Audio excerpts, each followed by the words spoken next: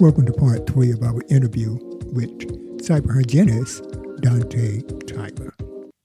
But I do want to go to antivirus software. What do you think, about this antivirus software? I don't have any negative feelings towards antivirus software. I just want to educate people that uh, you can't just think that purchasing an antivirus or malware software and putting it on your computer is going to heal you, right? It's like medicine, right? You can't just expect to take one pill and then you protect it against everything. It's like, no, that one pill is probably for a headache, Yeah, right? yeah, Not yeah. not overall perspective, but most malware they are good. And I recommend having one definitely on your system, but it's a combination and a couple of things. Not just having malware. I'm sorry, not just having an anti-malware protection, but a VPN, right? In addition to the antivirus that you have, as well as possibly a firewall if you're that advanced, right? Uh, Okay. Now, one thing I did want to ask you also is, every time I go somewhere, let's say I go to the gym or I'm checking into a hotel, I'm in a room, and you can access their Wi-Fi network, as a guest. All right. How safe are those? can you repeat the question again? Yeah, when you go to, let's say you go to a hotel, you check in and you see their Wi-Fi network is available. It's okay, you can log into this Wi-Fi network. All right. How safe are those public Wi-Fi networks? They're not safe at all. You should always use a VPN when using any public Wi-Fi. And a VPN stands for Virtual Private Network. It encrypts a connection from one end to another, and makes sure that when you are communicating over a public Wi-Fi, that your connection and the things that you're sending are encrypted. Encrypted means the text is scrambled in a way that's unreadable. And when you don't have a VPN activated, when you send information over a public Wi-Fi, there's a tool called Wireshark that you can use, which is like a packet analyzer. So packets, not to get too technical, but when you send a request over the internet, those are sent in packets, individual packets of data to whatever resource that you're trying to access or get information from. Those packets can be open if you have the right tool, in this case, Wireshark, to open it up, individual packets, and be able to see the source destination, right? Where that connection is maybe going, the person who sent it, timestamp, most times all of the information that they're sending. So username, password, the actual data that they may be sending, an email, a picture. You can actually open up these things and look at them. So be wary when you're accessing a public Wi-Fi that you're not accessing sensitive data, because someone could potentially see it. Okay.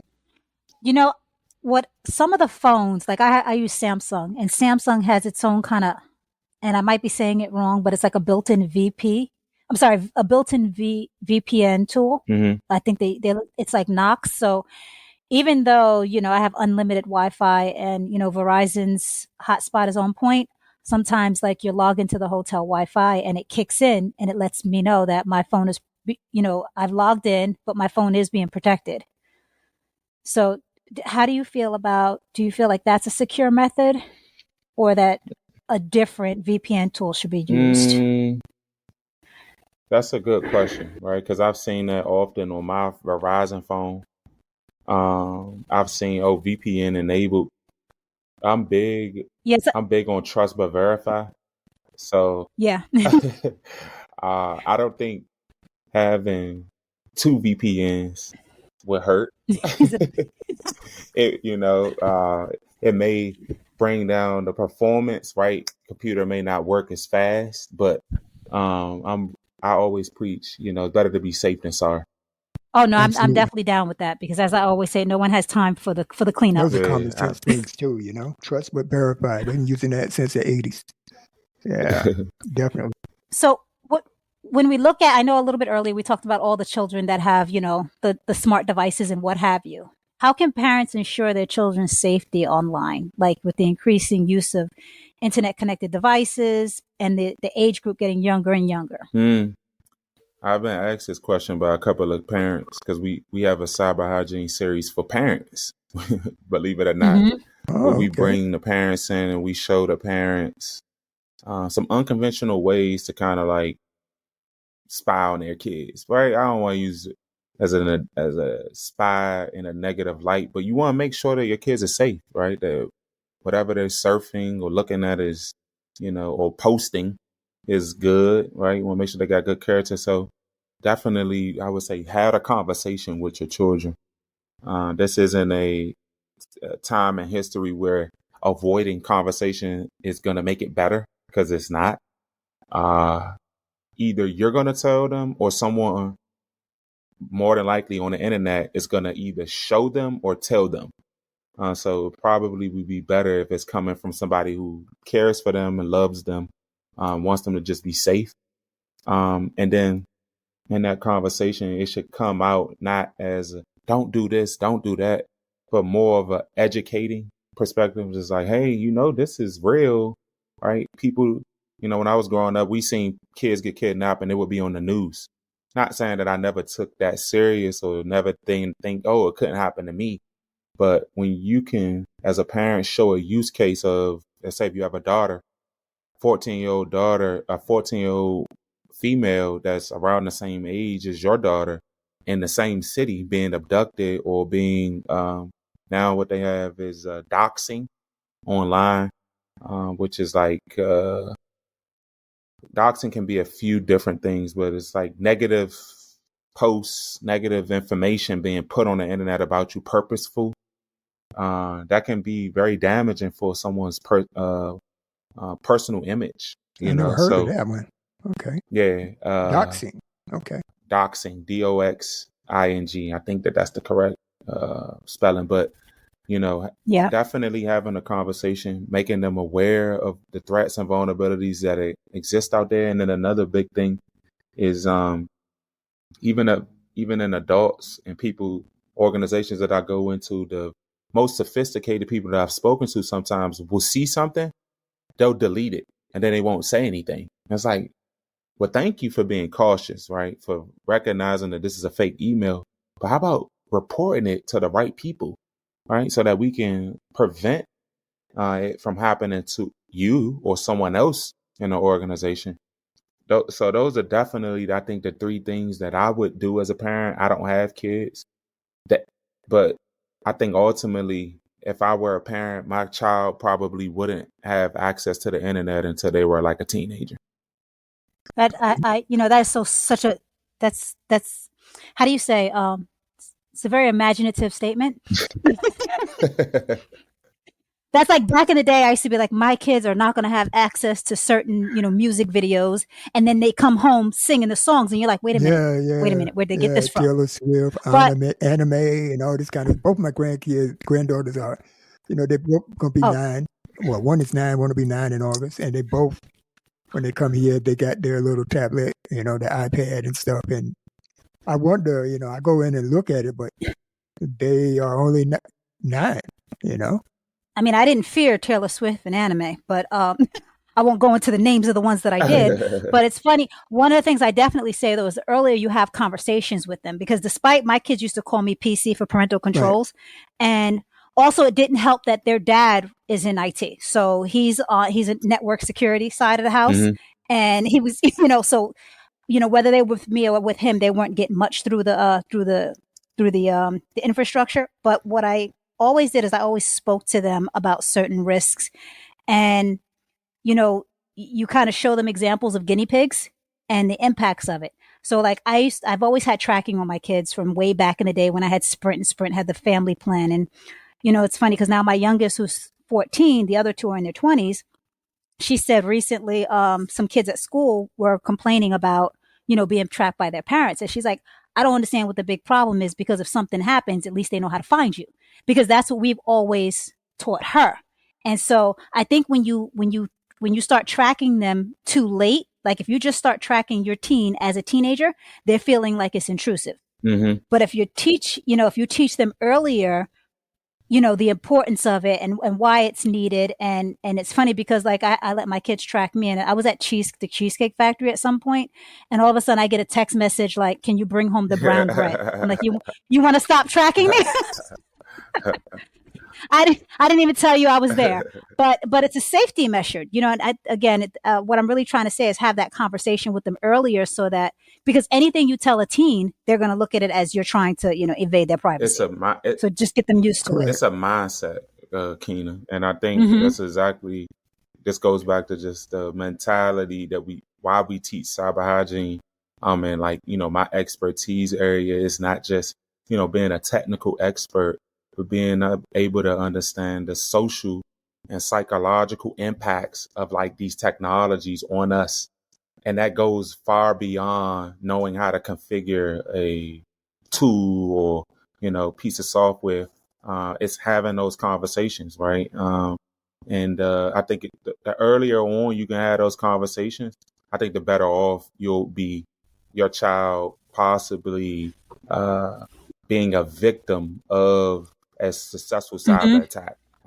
Now, your conversations are not going to fully protect them, but they know if they were get into a game room and someone's asking them, hey, go get your mom's credit card and I'm going to get you some, more points to get more points in the game. I've heard stories like that, right? Because the conversations weren't had. Yeah.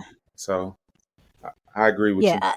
I think there's a different level of old school fear that doesn't exist in that household also, because I can't imagine that ever happening. But I think that, indirectly related, I think it's also teaching kids earlier about personal security, because when I was growing up, there was stranger danger, right? Now we're in an environment where you have these things called friends online and you don't know who they are, but there may be certain people, like I have a girlfriend she said her son is pretty much an introvert, but he's always talking to this friend named, let's just say, Michael. He's never met Michael, but he's been chilling with Michael through the game for like 2-3 years now. But do we really know who he is? So you have to you can be online, but how do you make sure that they're constantly aware of potential security threats that could come down the line from these friends that you've been talking to for a couple of years that you've never met? It's catfishing, I think. That's the term they use for people like that. Am I right? Well, I always hear about that in dating, but they have the grooming. They have like the grown men that are pretending to be kids, and your kids thinking that they're friends with kids for some time. And then it's a matter of time before they pull the trigger and start asking for information. Like he said, your credit card, or meet me up here or there. Right. Okay. But let me stay on the topic of cyber. Yes. Yeah. Cybersecurity. Okay. Yes, Dontae, before we end, we do want to know, how can people contact you? Because I think it's going to light up. How can people contact you? I would say the best way to get in contact with me would be through social media channels. My Instagram is tag is that's going to be THA Cyber Hygienist. I'm also on LinkedIn as well under the Cyber Hygienist. That's with THA Hygienist. And those are probably the best ways to connect with me. And for business inquiries, I could be reached at an email, which is info. So that's INFO at OQP. That's O as in Oscar, Q as in Quebec, P as in Papa, -solutions with an S.com. So those would probably be the best two ways to get in contact with me. Always checking email. And my team, they are checking social media every day, because we're looking for key partnerships with affiliates, as well as strategic partnerships to help us scale. Okay. Okay. All right. So, Bridget, you have anything for Dontae before we end? No, I have no questions, anything for Dontae today, but I do want to thank him again for joining us, the Walk with the podcast. You have been a treasure to me. I've learned a lot today, and I'm ready to get out and share the information that you've poured into us. And I look forward to going online, checking out some of your YouTube channels that you have. Because I'm one of them senior citizens that you need to keep me off the technology or learn how to use it properly. No, you're welcome. Yeah. I may actually do a series that's specific for seniors. Just because you said that, I may just go ahead and do that. Put that up Thank there. you. We Thank need you. We need it. Yeah, and there was another point that Keena brought up about, what would you tell people that are the young folks that are thinking about going into IT?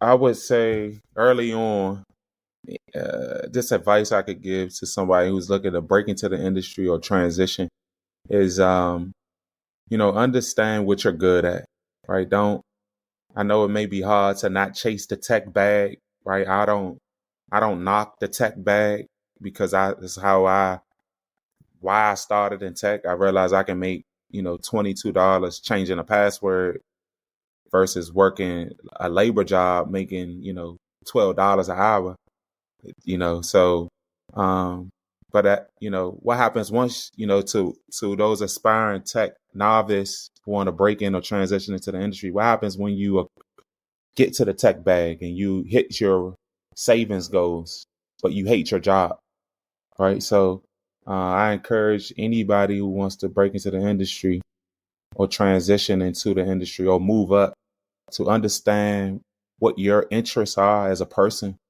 so that you can be the best that you can be in that role. Some of us are artists, right? Some of us are creatives. Some of us are mathematicians, right?